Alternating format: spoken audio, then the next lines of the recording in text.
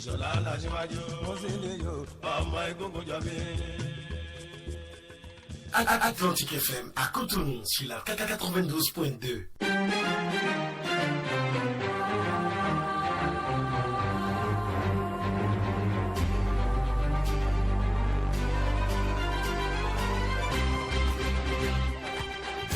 La question du jour.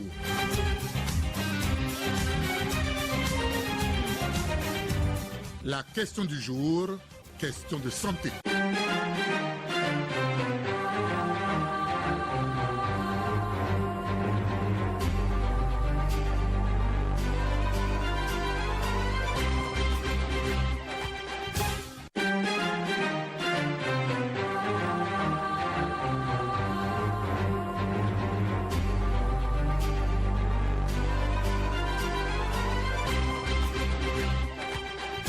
La question du jour.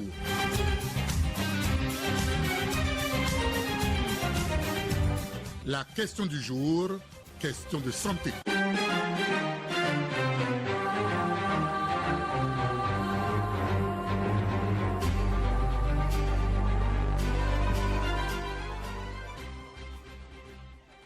Le plus important n'est pas de savoir si l'on est vivant après la mort, mais c'est d'être vivant avant d'être mort. Bonjour à tous et bienvenue sur une nouvelle édition de Questions du jour santé. Questions du jour santé, l'émission sur Atlantique FM qui vous parle de santé. Marceline Mérito à la présentation, Ladislas Della à la réalisation. Merci à vous tous d'être au rendez-vous. Je ne suis pas seule dans ce studio. Je suis avec Estelle Kakbo. Estelle Kakbo, bonjour. Bonjour, Marceline. Voilà, vous êtes bien réveillée? Oui, ça va, ça va. D'accord. La page invitée de questions du jour santé reçoit ce matin Monsieur Médard Koudébi. Il est spécialiste de l'hygiène funéraire. Bonjour, Monsieur. Bonjour, Médard. Madame Marceline. Bienvenue sur Questions du jour santé. Alors, avant de venir à vous, Monsieur Koudébi, voici la toute première partie de l'émission Santé News. Exclusivité, le choléra. Question de santé, les news. Oui, Question de santé, les news. il faut dire que la population d'une certaine localité du Bénin, comme Savalou, Dassazoumé, Soava, Zé et Cotonou, sont confrontés depuis plus d'un mois à l'épidémie du choléra, une infection diarrhéique aiguë dont on peut mourir en quelques heures en l'absence de traitement. Le Bénin, à travers ces localités citées plus tôt, a connu environ plus de 300 cas enregistrés avec des décès. C'est une maladie très contagieuse. Monsieur Alassane Traoré, entre autres spécialiste des questions liées au choléra, au Fonds des Nations Unies pour l'enfant, UNICEF, et le docteur Théotime, Migan, épidémiologiste, tous deux reçus sur Parlons-en par Charbel Ogoubiyi et Frédéric Adimou, nous donnent les modes de contamination et les manifestations du choléra. Écoutons avec la complicité de Ladislas Della. Le choléra, on l'attrape par l'ingestion d'eau ou d'aliments contaminés. Donc, ça se manifeste par une diarrhée, on va dire diarrhée aiguë, de façon aqueuse. On a l'habitude de dire entre guillemets une diarrhée qui ressemble à l'eau de riz. Ça, ce sont les manifestations liées au choléra. Et parfois, ça peut être accompagné ou pas de vomissements. Ils reviennent. C'est une maladie infectieuse, très contagieuse, qui est due à une bactérie qu'on appelle le Vibrio cholérique et qui se transmet à l'homme à travers l'eau et les aliments souillés par cette bactérie. Ils reviennent encore nous dire les moyens par lesquels on peut lutter contre le choléra. Écoutons-les. La meilleure façon de lutter contre le choléra, c'est de le prévenir. Et pour prévenir le choléra, il faut observer les règles d'hygiène élémentaire. Se laver les mains à l'eau et au savon toutes les fois qu'on va à la selle. Lorsqu'on revient de là-bas, on lave les mains. Il faut se laver les mains à l'eau et au savon avant de manger. Il faut protéger les aliments. Il faut manger chaud. Il faut laver les fruits et légumes avant de les consommer. Il faut déféquer dans les latrines, pas à l'air libre. Lorsque ces mesures sont respectées, je pense que nous allons éviter le choléra. Voilà, il est très important, chers auditeurs, de faire attention aux règles d'hygiène pour éviter cette maladie qui peut rapidement entraîner à la mort qui fait l'objet de la deuxième partie de cette édition de Questions du jour santé, la page invitée. Le décryptage sur questions de santé, c'est tout de suite avec l'invité. Une morgue se définit comme une unité de conservation des corps durant le temps nécessaire que les familles ou que les entreprises de pompes funèbres viennent retirer le corps. Au Bénin, la toute première morgue est bien celle du centre hospitalier universitaire Hubert Koutoukou-Maga de Cotonou, construit en même temps que l'hôpital en 1963. Sans oublier les morgues publiques des anciennes capitales départementales du Bénin. Et ce n'est qu'en 1990 qu'a vu le jour le tout premier morgue privé à Cotonou. Il s'agit bien sûr de la morgue Procy d'Akpakpa. Alors, chers auditeurs, nous allons... Les morgues ne sont pas bien gérées, c'est ce que moi je vois. La manière dont ils sont exposés, c'est pas du tout normal. Comment un être humain, on peut le jeter par terre?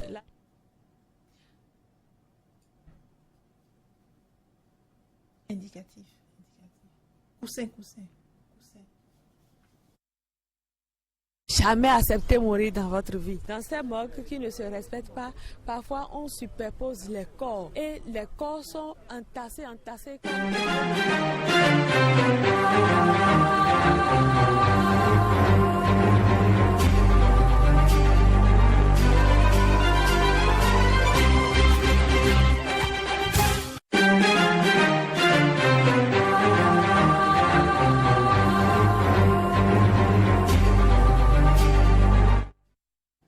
Voilà, je disais tantôt que ce n'est qu'en 1990 qu'a vu le jour le tout premier morgue privé à Cotonou. Il s'agit bien sûr de la morgue Procy d'Akpakpa. À sa suite, plusieurs autres morgues privées ont vu le jour au Bénin, ça pullule un peu partout. La question, entre autres, ici, est de savoir si toutes les morgues respectent les normes requises, comment sont traités les morts dans ces morgues, y a-t-il des dangers pour la santé lorsque les normes ne sont pas respectées? Monsieur Koudébi Médard, bonjour à vous. Oui, bonjour Madame Marceline. Vous êtes là pour nous répondre à toutes ces questions. Mais avant de revenir à vous, pour nous éclairer sur la question, nous allons d'abord laisser Estelle Kapo nous faire part de sa petite enquête à propos du sujet. Estelle Kapo, encore une fois, bonjour. Bonjour Marceline, bonjour à vous aussi, Monsieur Koudébi Médard. Alors, nous allons vous laisser le temps de nous présenter votre enquête. Eh bien, Marceline, j'ai recueilli pour vous quelques avis des citoyens. Ils sont tous unanimes, les morts ne sont pas bien traités à la morgue. Écoutons-les. Les morgues ne sont pas bien gérées, c'est ce que moi je vois. La manière dont ils sont exposés, c'est pas du tout normal. Comment un être humain, on peut le jeter par terre? La gestion qu'on fait des cadavres aujourd'hui dans les morgues laisse à désirer. Il y a des morgues aujourd'hui, quand vous allez vraiment, vous n'allez jamais souhaiter mourir. C'est vrai, on ne souhaite pas mourir, mais vous n'allez jamais accepter mourir dans votre vie. Dans ces morgues qui ne se respectent pas, parfois on superpose les corps et les corps sont entassés comme un peu le carton de poisson de Sylvie, et ils prennent des bâtons pour casser les corps avant de vous récupérer. Parfois même les membres du corps s'enlèvent, ou c'est le bras qui est enlevé, ou c'est la tête qui est vraiment enlevée. Parfois même, ce que moi j'apprends, et ça me fait vraiment mal, parce que les morts restent nos ancêtres, et qu'on va même jusqu'à vendre les organes des corps, ou bien même les liquides qui suintent de ces corps. Il paraît que certaines personnes viennent l'acheter pour des cultes ou bien pour des envoûtements, je ne sais pas trop. Mais le parent qui est mort, nous lui devons des respects. Et il faut que dans les morgues, il y ait au moins une organisation, même une organisation de veille et de contrôle des morgues pour voir comment on gère les corps. Vraiment, si vous allez dans des morgues données, vous n'allez même plus revenir à la maison manger. Si on vous donne à manger, vous allez refuser. Il arrive des fois à la morgue où il y a tellement de morts qu'il n'y a plus de casier, je crois, pour conserver les morts et ils sont mis même à même le sol. Et ce n'est pas fini, nous avons pris aussi l'avis d'un sociologue, M. Chogbe Joël. Suivons-le sur la question.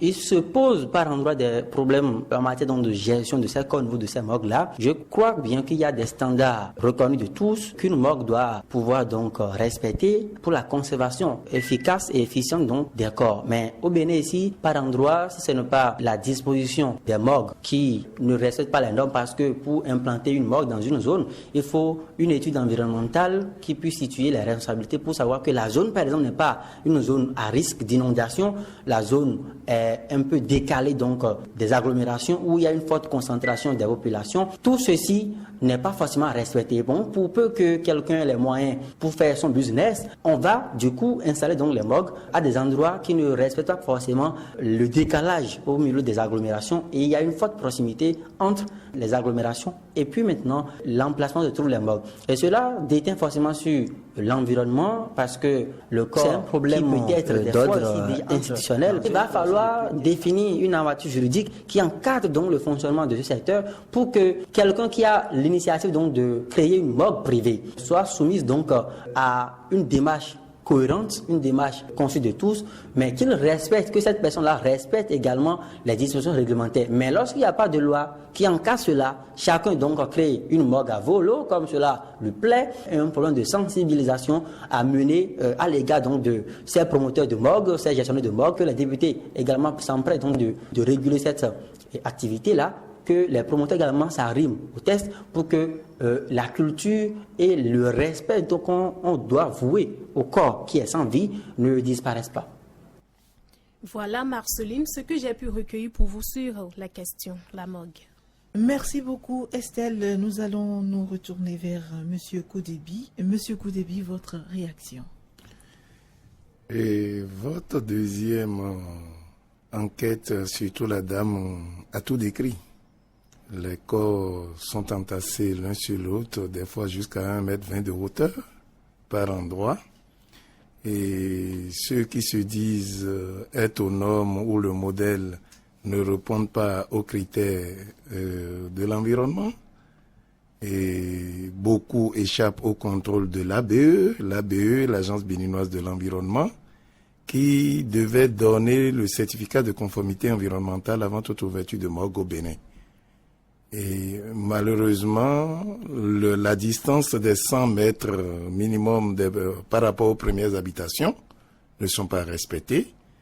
La deuxième chose, au moins minimum 100 pieds d'arbres à l'intérieur d'une morgue, comme ils arrivent bien à l'écrit eux-mêmes, ne sont pas appliqués ni respectés sur le terrain. Et le traitement des déchets liquides et solides de nature cancérigène que produisent les morgues, personne ne contrôle leur traitement. Ils sont déversés dans le sol nu, empoisonnant les nappes phréatiques et le peuple béninois. Et bizarrement le tout avec la complicité de nos autorités. Je parle bien de complicité parce que on a commencé cette réforme il y a 3 ans, où officiellement le gouvernement béninois m'adressait une requête que mon arrivée au Bénin était une opportunité et qu'ils respecteront le calendrier proposé qui était de 5 ans. Alors à partir de cet instant, ça veut dire qu'ils sont bien informés du danger, ils devaient réagir. Entre 2012 et 2016, il y a 4 ans qui sont passés. Qu'est-ce qu'ils ont fait? Rien. La majorité des morgues qui ont été fermées, jamais n'ont été fermées avec les services nécessaires qui devaient s'en occuper. À chaque fois, il faut que l'ONG, notre délégation, arrive au Bénin et qu'on menace. Si vous ne fermez pas, on va saisir les partenaires pour que des fermetures soient faites. Et ceux qu'on nous promet souvent qui vont être fermés à notre départ, parce qu'ils leur ont donné un délai de sommation, ne sont jamais fermés jusqu'à notre retour. La deuxième chose, l'administration béninoise, excusez-moi, est une salade. On ne sait qui doit faire quoi. Je vais vous donner un exemple très simple. Le mot est un peu trop fort. Oui, mais à un certain moment, il va falloir aller avec les mots nécessaires, sans faire la langue du bois.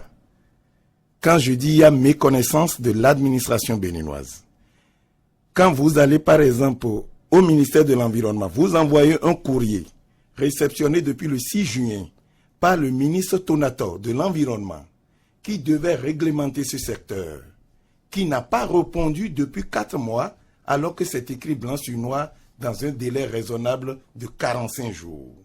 Et que votre ONG arrive dans ce ministère où leur démembrement, l'ABE, reconnaît depuis leur création en 1995, qui n'ont rien fait pour protéger la population béninoise, de leur donner un délai de 6 mois pour rattraper leur retard, et que dans ce ministère, ceux qui doivent donner les instructions, le DAC, se permet de demander que votre délégation soit reconduite et que plus jamais de ne plus venir dans ce ministère parler de la santé des Béninois.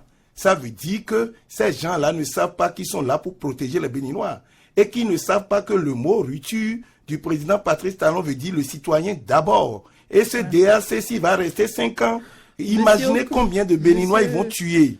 Ça, c'est le premier point. Voilà, le deuxième point, par exemple, quand vous avez un ministre de la Justice, non, je vous dis, quand je parlais que c'était de la salade, il y a méconnaissance des règles. Aujourd'hui, c'est le ministère de l'Intérieur qui gère les morgues. C'est la décision qui a été prise que le ministère de l'Intérieur va gérer les morgues. Celui de la Justice va gérer les corps sous décision de justice. Et quand vous écrivez, par exemple, au ministre de la Justice, à propos des corps sous décision de justice, une morgue, par exemple, d'Alada, qui est une morgue traditionnelle où on sèche les corps au soleil. Cette morgue, par exemple, Mme Gaza a demandé sa fermeture avant de partir. Ses collaborateurs ont fermé les yeux, je ne sais pas ce qui les avait rendus aveugles. Pendant ce temps, le maire prenait des avis d'imposition sur les corps séchés au soleil. J'ai publié sur Facebook ces avis d'imposition. Pendant que Mme Gaza dit de fermer, l'autre prend avis d'imposition. Ce n'est pas une confirmation de la salade de notre administration quand le ministre qui doit gérer les corps sous décision de justice ou les procureurs ont l'habitude de faire garder des corps dans ces morgues illégaux, tu demandes à le rencontrer et que ce même te dit non, va voir le ministre de la Santé, c'est lui qui est habilité à régler le problème des corps sous décision de justice dans les morgues, alors que ce n'est même pas le ministre de la Santé qui gère les morgues, c'est l'Intérieur. Ça veut dire que le ministère de la Justice aussi a une méconnaissance des règles de l'administration. Voilà, Monsieur Koudebi, j'aimerais quand même vous poser la question de savoir. Vous avez parlé des hors normes de nos morgues à Cotonou. Alors, quelles sont les répercussions sur la santé de l'être humain? Oui, on va parler des répercussions, mais pour en aller là, qu'est-ce qui est à la base de ce désordre? C'est l'absence d'organisation crédible, du respect des règles de l'administration qui tue la population. Nous nous intéressons beaucoup plus à la santé. Quand je vais vous dire une chose, les populations, le Béninois n'est pas aussi têtu, mais il veut comprendre, il est juste curieux. Si je ne sais pas, je ne ferai pas. J'ai passé une semaine dans des morgues. Quand j'explique aux gens le danger qu'ils courent en ramenant la dernière tenue d'un mort à la maison, tout de suite ils disent non. Tenez, s'il en est ainsi, je ne veux pas prendre. Donc, il y a un danger en ramenant la tenue de mort à la maison. Bien sûr, la dernière transpiration d'un mort contient 100 milliards de batteries. Voilà. Ce qui fait que partout, la tenue d'un mort, elle est incinérée. C'est un déchet biomédical. C'est à déposer dans les poubelles jaunes dans les hôpitaux. Malheureusement, ces poubelles jaunes aussi n'existent pas. Alors, ce qui fait que je dis la base déjà, c'est l'ordre. Parce que depuis le début, il a été écrit blanc sur noir que tout se fait dans ce domaine par jurisprudence au Bénin. Jurisprudence veut dire tu fais comme bon te semble, ce qui a amené ce désordre que nous vivons aujourd'hui. Alors, au même moment, les ministres se sont rendus compte aussi qu'il y a une salade à leur niveau, de telle manière que le ministre de la décentralisation et le directeur du cabinet du ministre de l'Intérieur, ainsi que celui de la Santé, ont dit qu'il va falloir ce qu'il y ait une réunion interministérielle. Intérieur, justice, santé, environnement, décentralisation. Monsieur Koudebi, là nous sommes en train de parler de des règles de santé. Non, là, nous sommes en train de parler des ministères, de tout ce qui a été fait. Oui. Le plus important pour la population, c'est de savoir le danger qu'il court. Oui, on va bel et bien parler du danger. Mais quand vous dites à quelqu'un, il y a tel danger, vous ne devez pas faire, il va vous répondre quoi? Quelle est la loi qui dit ça? Il te balance ça au visage, vous allez dire quoi, madame? Il faut une fondation. Notre pays, notre démocratie a un fondement qui est la Constitution. Bien sûr, mais alors, là il faut légiférer. Il y a une autre émission qui parle de loi, mais là, nous parlons beaucoup plus de la santé. Nous allons parler de la santé. Déjà, la population aujourd'hui est très exposée par rapport à la situation des morgues aujourd'hui. Voilà. Nous n'avons pas de morgues au Bénin, mais nous avons des chambres froides de poissonnerie. Quand je dis chambre froide de poissonnerie, oui. La morgue que j'ai fermée à Dangbo il y a quelques années, où j'ai découvert 298 corps entassés l'un sur l'autre jusqu'à 1,20 m de hauteur, est une chambre froide de poissonnerie et non un laboratoire post-mortuaire. Le laboratoire post-mortuaire, c'est des casiers individuels à conservation individuelle. Et après le retrait des corps, systématiquement doit être désinfecté avant d'installer l'autre corps pour éviter que la maladie qui a tué le prédécesseur ne contamine, n'infecte celui qui va le succéder et va encore tuer ses parents lors des cérémonies, surtout que les cercueils ne sont pas aux normes, ils n'ont pas de plastique biodégradable étanche au fond, pour empêcher les écoulements, les séquestrations, les écoulements des liquides contagieux et les sécrétions pendant les expositions du corps. Malheureusement, c'est toute cette chaîne qui part après et les pompes funèbres l'amènent au pressing et les lave avec vos habits. Alors, c'est toute une chaîne. La deuxième chose, quand je dis pour légiférer, il faut que l'État donne l'exemple. La morgue de CNHU dont vous parlez, je vous donne la date exacte de construction, c'est en 1962 pour 55 places. Aujourd'hui, les 55 places sont hors d'usage. Nous avons 773 corps pour 55 places. Comment pensez-vous que l'infection, les épidémies, on aurait pu les éviter? Quel parent, au moment où il amenait son défunt à la morgue, va croire que ce dépôt de corps à la morgue, ce peu de temps, va détruire toute sa famille? C'est ce qui a détruit aujourd'hui la Guinée. Ebola, c'est parti à partir d'une morgue. C'est ce qui a détruit aussi le Libéria. Nous avons des exemples à côté. Mais nous attendons, étant tous des Saint Thomas, que ça arrive chez nous d'abord avant d'y croire. Nous avons ici, chez nous, l'épidémie de choléra qui est très très dangereux. Oui. Bien sûr, qui a déjà tué plus d'une personne. Qui peut nous dire d'où c'est parti? Personne, parce que rien n'est contrôlé. Normalement, s'il y avait l'obligation de certificat de décès mentionnant la maladie pour laquelle la personne est décédée avant tout dépôt de corps à la morgue, les morgues auraient pu isoler ou ne pas accepter les corps qui vont ramener des épidémies aussi faciles.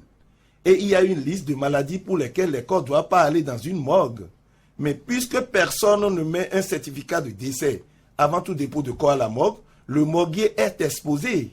Oui, mais dites-nous, quelles sont ces maladies où le mort ne doit pas être Vous avez par exemple le choléra, où le corps ne doit pas aller dans la morgue, le Lassa, l'Ebola, la maladie de Charbon, la maladie de Creutzfeldt-Jakob et la maladie de VIH même. Ça dépend parce que c'est compte tenu de la charge virale que le médecin va dire oui, ça peut aller, non, ça ne doit pas aller. C'est-à-dire c'est sous forme d'une prescription médicale.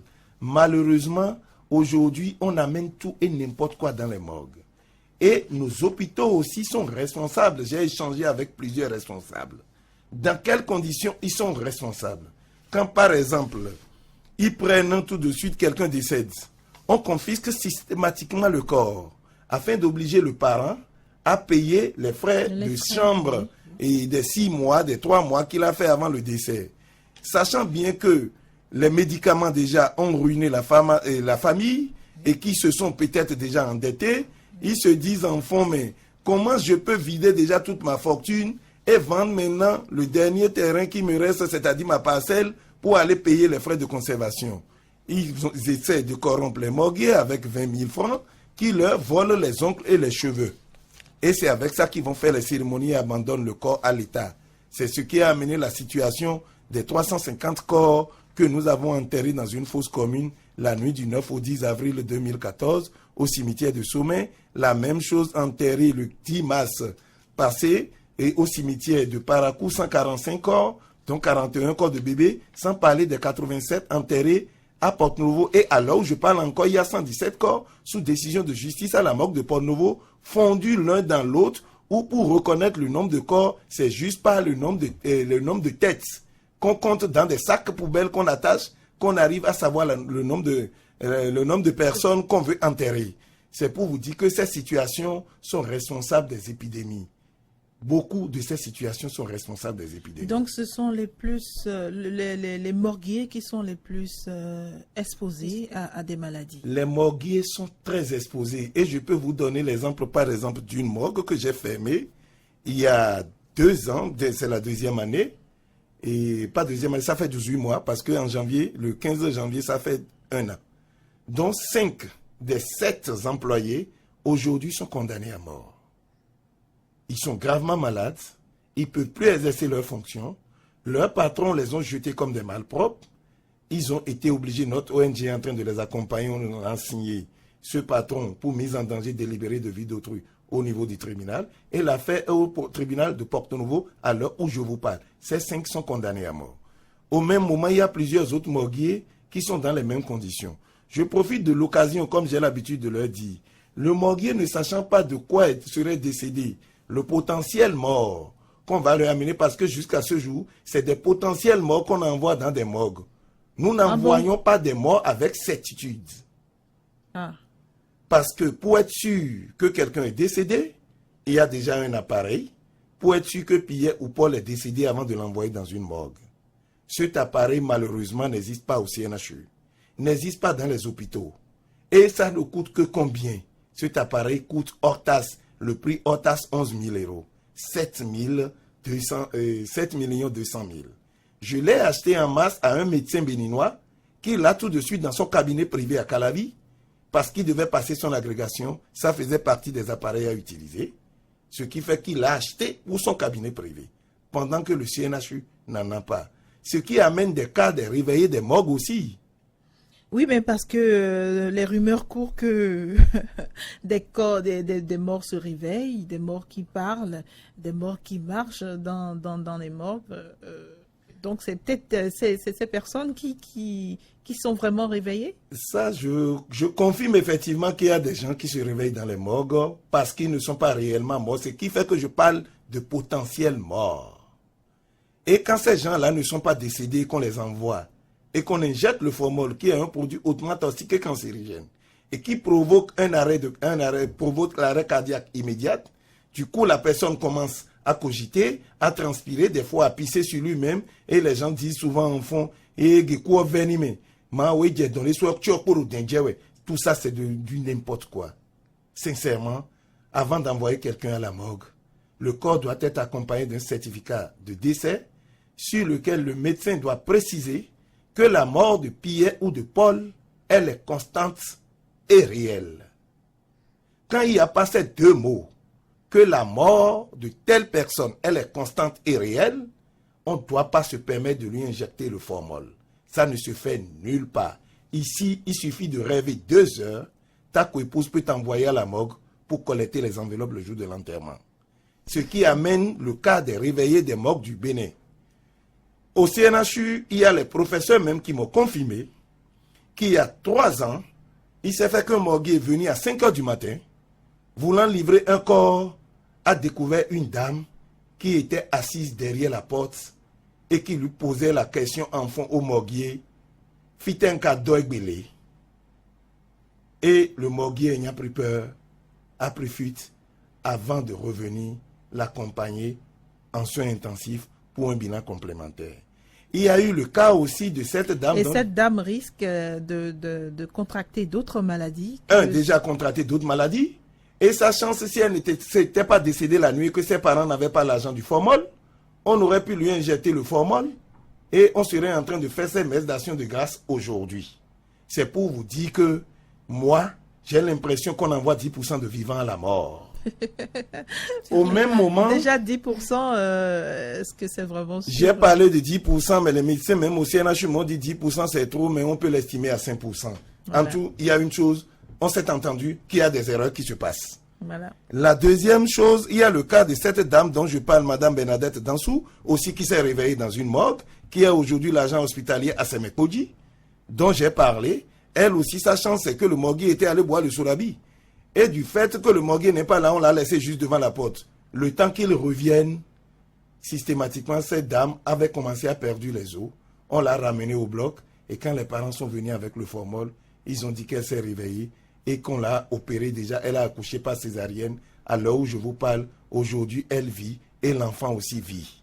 Alors, voilà quelques exemples des réveillés des morgues du Bénin. Et comme me le disait un professeur, un agent a démissionné au CNHU. Pourquoi? Parce que la nuit, il raccompagnait un potentiel mort à la morgue. Mais arrivé dans le noir, l'intervalle entre les urgences et la morgue, qui est un milieu complètement noir, la personne se retourne précipitamment sur le blancard et lui pose la question en fond, fité à Plamikoui. Et immédiatement, ce monsieur a pris peur sous le choc, il a fui et il a abandonné le potentiel mort, qui quelque temps après s'est levé du blancard. Et ce dernier aujourd'hui est en train de conduire les émigrants. L'administration a tout fait pour qu'il puisse revenir prendre son travail. Il dit non, que ce qu'il a vécu, il en a encore gros sur le cœur. C'était tout comme si c'était lui qui était l'assassin, qui voulait aller le tuer. Vu la question qu'il lui a posée, tu m'amènes, tu me conduis où? Alors, nous avons ces cas-là, tout ça là, ce ne sont pas les problèmes que nous devons gérer, mais que l'administration devait légiférer. Ce qui fait que j'ai saisi le Parlement. J'ai saisi le Parlement. J'espère que le président de l'Assemblée nationale va nous recevoir dans les jours à venir. Surtout que tout le monde n'a pas la chance d'avoir 74 ans sans aucun cheveu blanc comme lui. Alors si lui il a cette chance, nous on n'est pas sûr de l'avoir. Il faut qu'il pense à sauver ce peuple qu'il a mis là où il est en légiférant pour que désormais qu'il y ait un délai minimum qui soit respecté avant toute injection de produits les produits formalisés. En France, on ne peut enterrer personne avant 48 heures. Mais on a l'obligation d'enterrer 8 jours après. Les jours fériés, les dimanches ne sont pas comptés. Et si on doit aller au-delà des 8 jours, il faut saisir la justice ou la préfecture et que ça soit motivé d'arguments pour avoir une dérogation. Malheureusement, ici, on dit que quand tu meurs le matin, des fois, on peut t'enterrer avant le coucher du soleil. Oui. Ce qui fait des erreurs. En France, les musulmans atteignent toujours 72 heures après avec obligation de cercueil. Parce que ces autorités ont légiféré. Ce qui fait que je dis, le tort, on ne va pas le jeter à la population, mais à ceux qui nous administrent, ceux qui sont en train de nous administrer et qui aujourd'hui ne savaient pas avant, mais qui le savent aujourd'hui, qui doivent prendre leurs responsabilités. Et si rien n'est fait, parce que moi, à la fin, je vais mettre dans mon rapport un délai raisonnable de 90 jours pour prendre des décisions nécessaires pour sauver les Béninois. Maintenant, si rien n'est fait, ce serait aux partenaires de poser les conditions maintenant sur les subventions qu'ils nous accordent.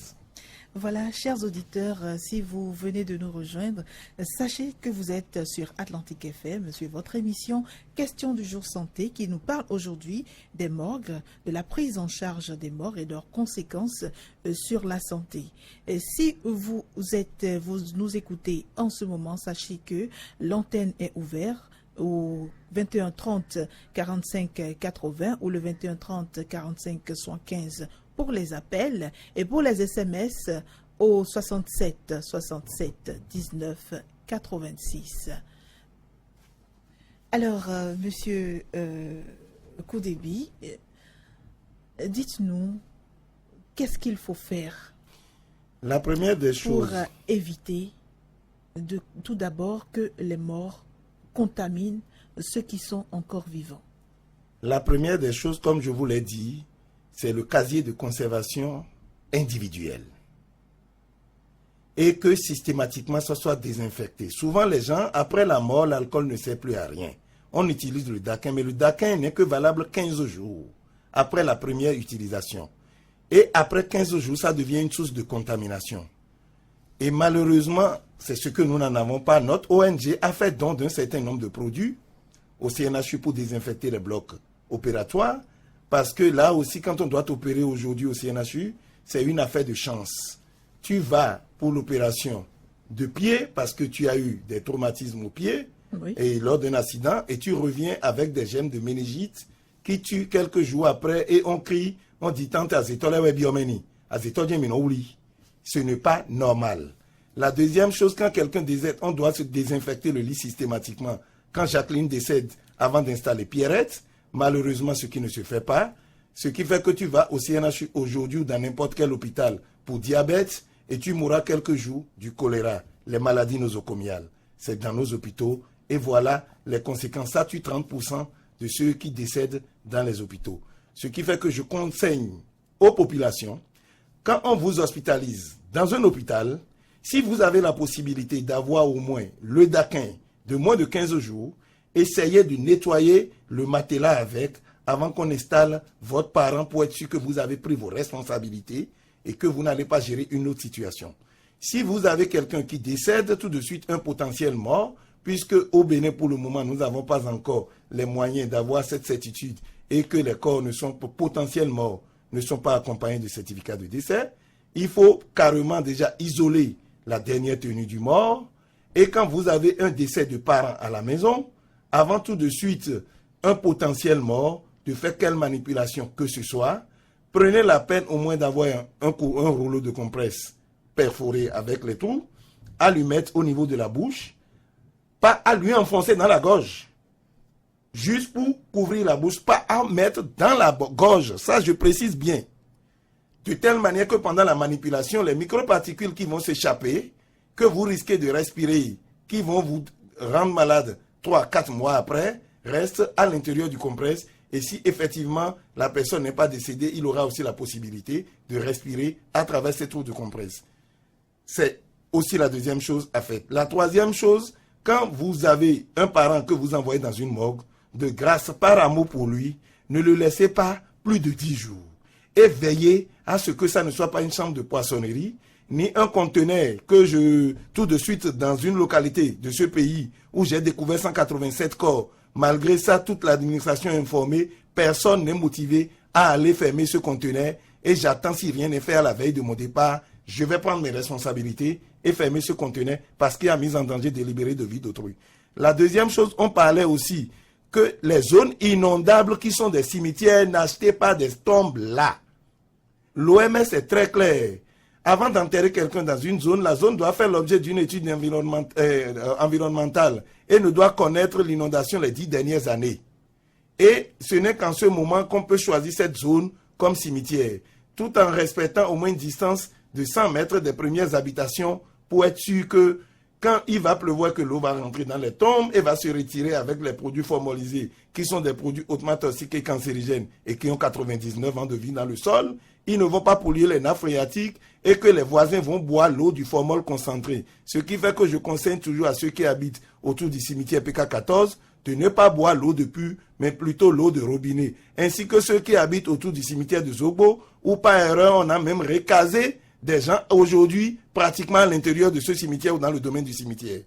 Alors, voilà ce qu'ils doivent faire pour être sûrs qu'ils pourront atteindre la cinquantaine et qui ne partiront pas avant la trentaine ou la quarantaine par des différentes tumeurs de cancer.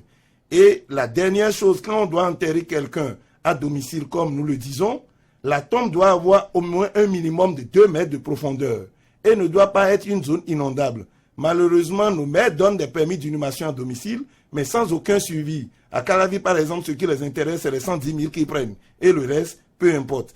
La tombe doit avoir 2 mètres de profondeur, 30 cm de scalite au fond pour empêcher toutes sortes d'infiltrations. Après la mise en terre de cercueil, il doit y avoir au moins 1 mètre de terre plein, bien foulé, et encore accompagné à la fin de 30 cm d'épaisseur du béton armé pour empêcher toute remontée de gaz pendant la décomposition du corps qui va donner des infections pulmonaires à ceux qui habitent là et aux alentours. Et en cas de grand cru, il doit y avoir des prélèvements qu'on doit analyser pour être sûr qu'il y a eu infiltration, il y a eu des fissures et que les nappes phréatiques sont polluées. Et le maire devait prendre un arrêté pour déconseiller l'utilisation de l'eau de puits pendant une période donnée, le temps de faire la dépollution. Malheureusement, aucun maire ne s'intéresse au suivi après les inhumations à domicile. On ne doit pas atterrir à Rindé, à Agla. Toutes ces zones, c'est des zones inondables. Mais la mairie de Cotonou, après l'erreur de PK14, continue de mettre aujourd'hui à disposition de Cotonou et ses nappes phréatiques du formol concentré pratiquement. Il faut qu'on évite ce génocide programmé qui risque dans les dizaines d'années à venir faire une vague de cancer dans les environs de Cotonou. Alors, ceux qui habitent autour des morgues, ceux qui habitent non loin des morgues, parce qu'aujourd'hui, les morgues pilulent un peu partout dans notre pays. Je parle bien sûr du Bénin. Alors, ceux qui habitent non loin de ces morgues, quels sont les dangers qu'ils courent? Comme je l'avais dit, nul ne peut ériger un puits ni une habitation à moins de 100 mètres des clôtures des cimetières et des morgues. Voilà que l'ABE, je vais vous donner un exemple très simple, par exemple d'une morgue. La morgue qui doit ouvrir ses portes dans les tout prochains jours à Adjoum. Cette morgue est à 30 mètres du forage de Soneb. Ce n'est pas le puits, c'est forage de Soneb. L'eau a pompé dans le sol. Et cette morgue est juste à côté et a fait des pizzas sans fond où il va déverser du formol concentré, les maladies, les eaux de toilette dans le sol. Là, par exemple, j'ai été à l'ABE. Je dis ce que vous aviez fait, c'est du génocide programmé à Adjoum. Notre ONG ne laissera pas passer ça. Immédiatement, ils m'ont dit que c'est des erreurs, que c'est une erreur, que l'ONG n'a qu'à déposer une plainte au ministre de l'Environnement et qu'il va annuler l'agrément. Voilà ce ministre de l'Environnement qui doit annuler l'agrément, son DAC qui nous reconduit. Est-ce que l'annulation pourra avoir lieu? Ça veut dire que le parrainage, aujourd'hui, c'est le DAC qui est le véritable parrain de ce ministère qui tue les Béninois. Parce que l'ABE nous dit, c'est une erreur. Nos services ont fait des erreurs.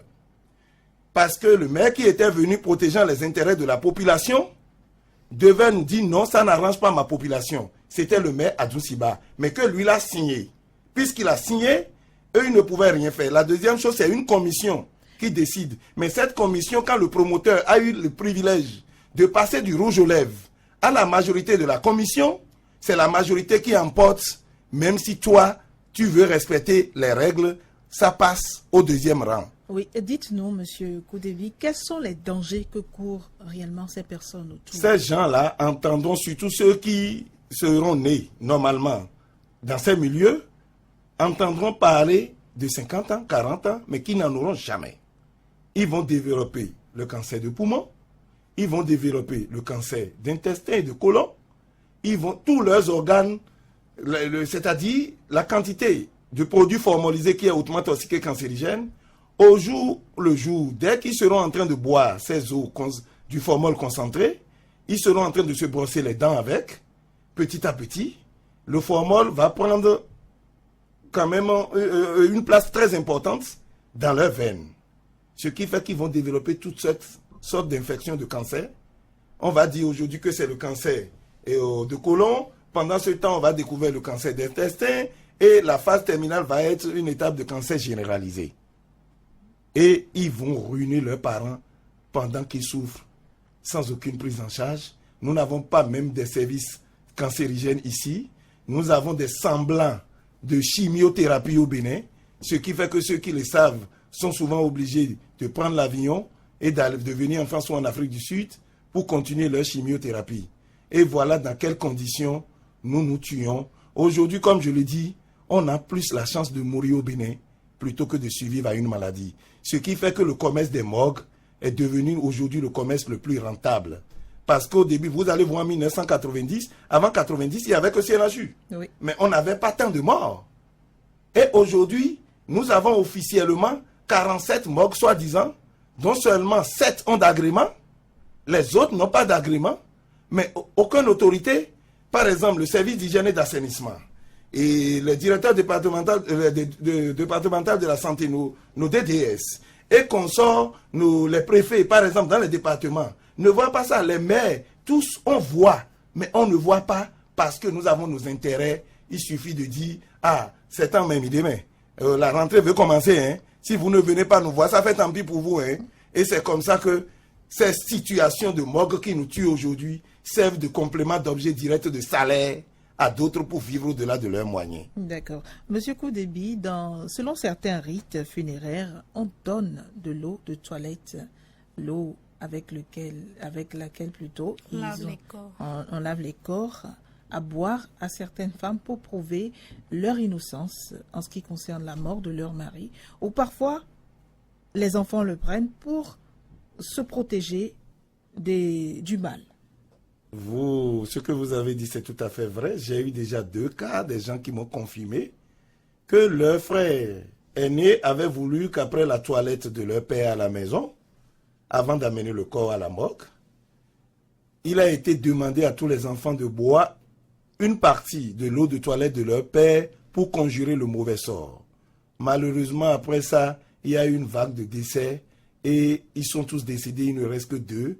Et lui, n'était pas en bon terme avec son grand frère, a fait semblant de boire et il n'a rien consommé. Et le frère même aujourd'hui souffre d'une demi-psychiatrie, c'est-à-dire il a un problème de méningite, mais qui lui est passé sur la tête. Et c'est ce que lui-même j'ai aujourd'hui. Effectivement, dans d'autres familles aussi, on lave effectivement le mort, surtout quand on en veut déjà à la veuve. Et avant le décès de leur frère, on l'oblige à boire l'eau de toilette du défunt pour prouver qu'il ne connaît rien du fond de la mort de leur frère. Et ça fait partie de leur rythme. La veuve doit consommer une partie de l'eau de toilette de son mari défunt pour prouver qu'elle n'a pas commis l'adultère, qui est à la base du décès de son mari. Et si elle refuse, ça veut dire que c'est elle qui est à la base. On doit la conjurer et garder tout le bien et l'héritage de la famille. Ça, c'est des erreurs. C'est de l'empoisonnement, sincèrement, que nous faisions. Ces gens-là, on doit leur faire des procès d'empoisonnement. Mais les gens n'ont pas le courage de faire valoir leurs droits. Et ce droit aussi, il n'y a pas de test qui pourra aussi permettre de réglementer les choses. Et je profite de l'occasion pour remercier aussi quelques juges qui ont compris le danger qui nous guette.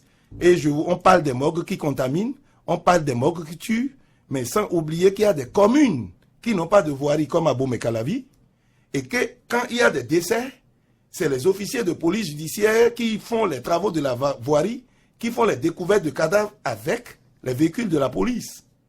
Et quand ces véhicules ne sont pas désinfectés, on revient, on va chercher votre petit frère, votre neveu en garde à vue dans cette voiture.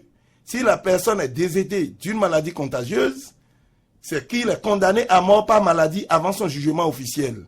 Et ces situations sont à la base de l'augmentation de taux de mortalité dans plusieurs prisons du pays. Et là encore, c'est un problème pour lequel j'ai échangé avec le ministre de l'Intérieur, son directeur de cabinet. Il va falloir prendre un arrêté interministériel rapidement pour interdire les découvertes de cadavres par les véhicules de police et que les maires des communes qui n'ont pas de voirie doivent réquisitionner une pompe funèbre en cas de découverte de cadavres. La deuxième chose aussi qui tue et qu'on doit rapidement mettre fin à ça, c'est nos pauvres sapeurs-pompiers. Ces véhicules de pompiers, nous n'en avons pas assez à Cotonou. Aucun homme politique ne peut soulever son petit doigt aujourd'hui au Bénin et dire qu'il a fait un don d'une ambulance aux sapeurs-pompiers. Si vous les voyez, c'est toujours don de la coopération bénino-japonaise. Et malheureusement, c'est ceux-là qui devaient donner l'exemple, qui vivent aux frais de l'État, qui se font évacuer aux frais du contribuable. Et quand ces gens-là, ils ont des décès, on n'a que 4 véhicules de sapeurs-pompiers pour Calavi, Cotonou et Akpakpa. Ces gens-là, quand ils prennent les gens dans les véhicules, malheureusement, pendant que au niveau du CNHU, on refuse de leur accepter les gens, on les appelle et quand ils viennent avec de retard, vous les agressez encore.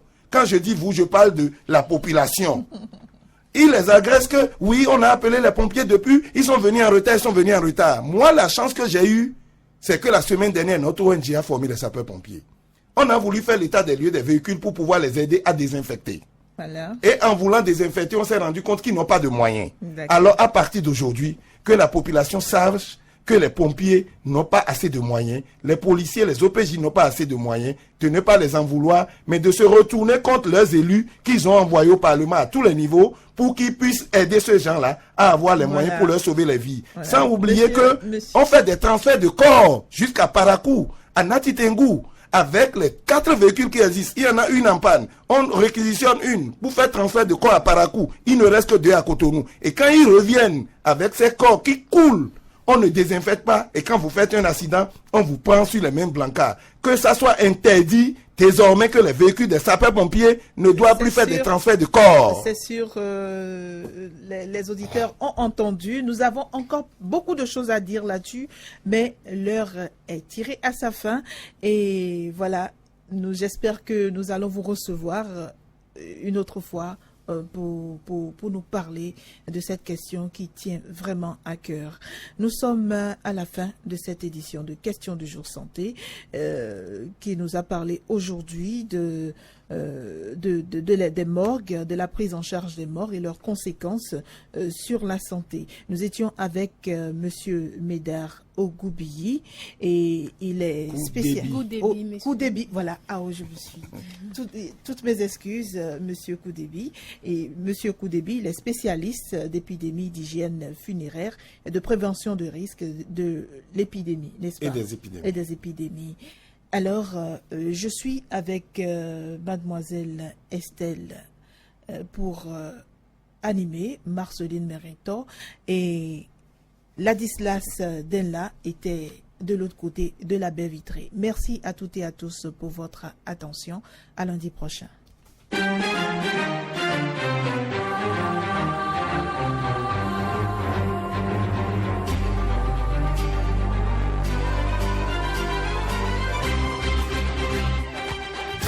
La question du jour.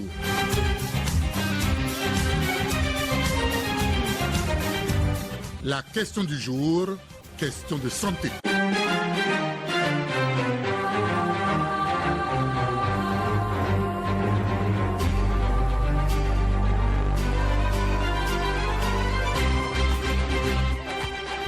Allez, docteur,